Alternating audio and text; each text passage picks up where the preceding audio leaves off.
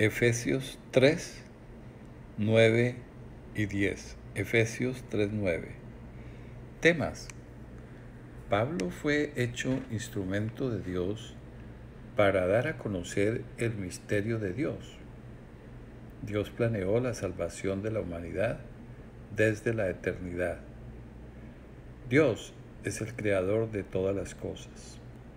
Aquí el texto en griego, la versión corriente que dice: y de aclarar a todos cuál sea la dispensación del misterio escondido desde los siglos en Dios que creó todas las cosas. Una versión más cercana al texto original dice: es decir, de dar a conocer a todos el plan del misterio hecho escondido desde la eternidad por Dios, el creador de todas las cosas.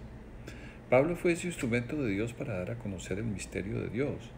Dios utiliza sus instrumentos, los verdaderos cristianos, para dar a conocer el misterio de Dios, la sabiduría oculta de Dios.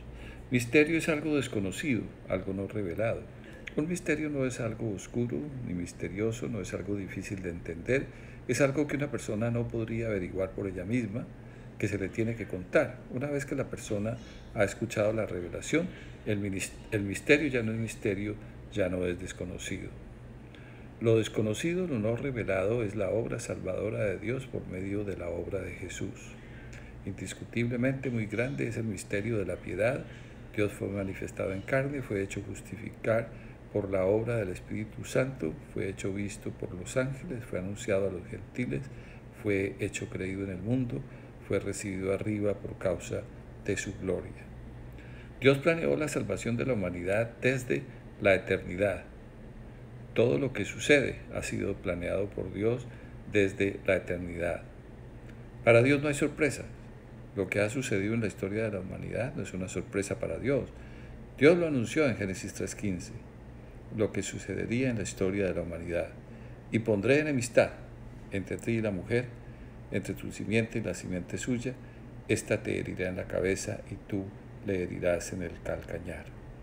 La salvación de personas de la muerte espiritual natural es el plan eterno de Dios, no una falsa y rebelde obra humana que niega y se opone a la obra exclusiva de Dios, pretendiendo falsa y equivocadamente decidir creer en Dios, atreverse a creer en Cristo, recibir a Cristo, invitar a Cristo, hacer oración de fe, arrepentirse, etcétera, etcétera, etcétera. Dios es el creador de todas las cosas. Dios, en su conocimiento revelado, nos confirma lo que ya sabemos por medio del conocimiento natural externo. Dios es el creador del cielo y de la tierra, de todo lo visible e invisible. Entonces sabemos que Dios es el creador de todo, pero no podemos entender cómo. Por ejemplo, es imposible para nosotros entender cómo creó Dios 100.000 millones de astros.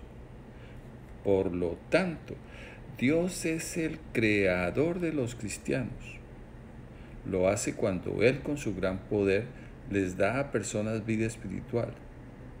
Pretender que son las personas las que se crean espiritualmente a ellas mismas es ser anticristos declarados enemigos de Dios. Efesios 3:10. Dios ha dado a conocer su multiforme sabiduría.